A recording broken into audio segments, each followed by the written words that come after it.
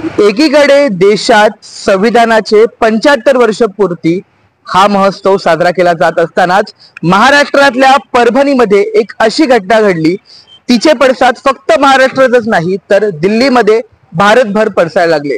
नेमकी काय होती ती घटना, अखेर का जळतय परभणी, याच विषयी आता आपण चर्चा करणार आहोत। नमस्कार, मी अनिकेत, आपण पाहतायत ठळक वार्ता। दिवस होता 10 डिसेंबर 2024 चा। स्थळ परभणी जिल्हाधिकाऱ्यांच्या समोर डॉक्टर बाबासाहेब आंबेडकर यांचा पूर्णकृती पुतळा आहे आणि या पुतळ्याच्या शेजारी जर आपण पाहिलं तर संविधानाची एक प्रतिकृती बनवण्यात आलेली होती। दिनांक 10 डिसेंबर रोजी सायंकाळी 5:30च्या सुमारास एका देशद्रोहाकडून त्या पूर्णकृती पुतळ्याच्या शेजारी असलेल्या संविधानाच्या प्रतिकृतीची विटंबना करण्यात आली। खरं तर हा प्रकार तिथल्या काही स्थानिकांनी पाहिला आणि त्या स्थानिक नागरिकांनी त्या देशद्रोहीला चांगला चोप दिला। घटनास्थळी पोलीस आले आणि पोलिसांनी अखेर त्या आरोपीला ताब्यात घेतलं। या घटनेच्या निषेधार्थ संपूर्ण पडसाद जे आहेत ते आता महाराष्ट्रावर दिसू लागले। 11 डिसेंबर 2024 ला आंबेडकर अनुयायांनी आणि संविधान प्रेमींनी परभणी बंदची हाक दिली। या हाकेला उत्स्फूर्त असा प्रतिसाद देखील पाहायला मिळाला, परंतु दुपारच्या सुमारास आपण पाहिलं तर पोलीस आणि आंदोलनकर्त्यांमध्ये एक झटपट देखील पाहायला मिळाली। पोलिसांनी आंदोलनकर्त्यांवरती लाठीचार्ज केला आणि त्याला प्रत्युत्तर म्हणून जर आपण पाहिलं तर अनेक आंबेडकर अनुयायांनी, अनेक संविधान प्रेमींनी गाड्यांची जाळपोळ देखील केली आणि याला कुठेतरी गालबोट देखील लावण्याचा प्रयत्न काही समाजकंटकांनी केला। खरं तर या घटनेनंतर संपूर्ण महाराष्ट्रातच नाही तर देशभरात पडसाद उमटायला लागले। पोलिसांनी कोम्बिंग ऑपरेशन करून अनेक कार्यकर्त्यांना, अनेक आंदोलनकर्त्यांना अटक देखील केली। त्यामध्ये एक नावात होतं ते म्हणजे सोमनाथ सूर्यवंशी या तरुणाचं।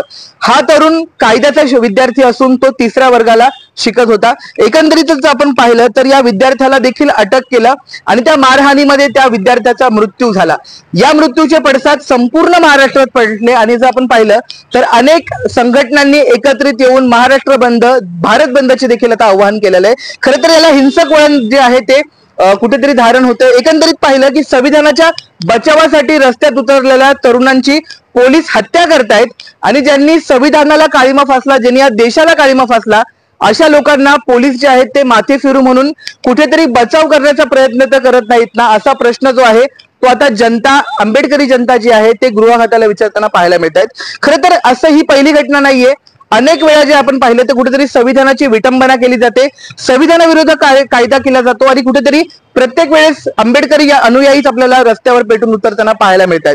हे कुठेतरी थांबलं पाहिजे आणि या विरोधात जर आपण पाहिलं तर परभणीचे पडसाद जे आहेत ते आता बदलापूर शहरात देखील पाहायला मिळतात आणि येत्या 21 डिसेंबरला बदलापूर बंदची घोषणा जी आहे ती या ठिकाणी अनेक संघटनांतर्फे केली जाते। खरं तर याची ऑफिशियली घोषणा जी आहे ती 1 ते 2 दिवसामध्ये केली जाणार आहे। कशा प्रकारे स्वरूप असणार आहे, या बंद मध्ये नेमका कशा प्रकारचं एकंदरीत नियोजन असणार आहे, ठिय्या आंदोलन केलं जाईल, एकंदरीत संपूर्ण आढावा जो आहे तो आम्ही तुमच्यापर्यंत पोहोचवू।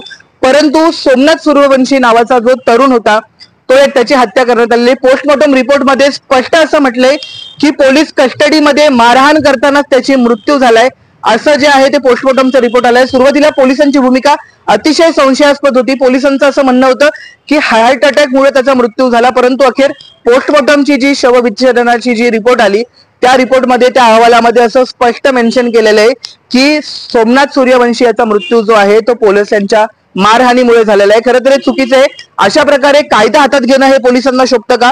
ही पहिली घटना नाही, या अगोदर देखील आंबेडकर तरुणांवरती राग जो आहे तो गृह खात्याकडून आपल्याला पाहायला मिळतो आणि त्याचंच उदाहरण जे आहे ते आपल्याला सोमनाथ सूर्यवंशी नामक तरुणाचा झालेला मृत्यू जो आहे तो अतिशय गंभीर घटना आहे आणि त्याचा निषेध जो आहे तो संपूर्ण गल्लीतच नाही तर संपूर्ण दिल्लीमध्ये केला जातोय।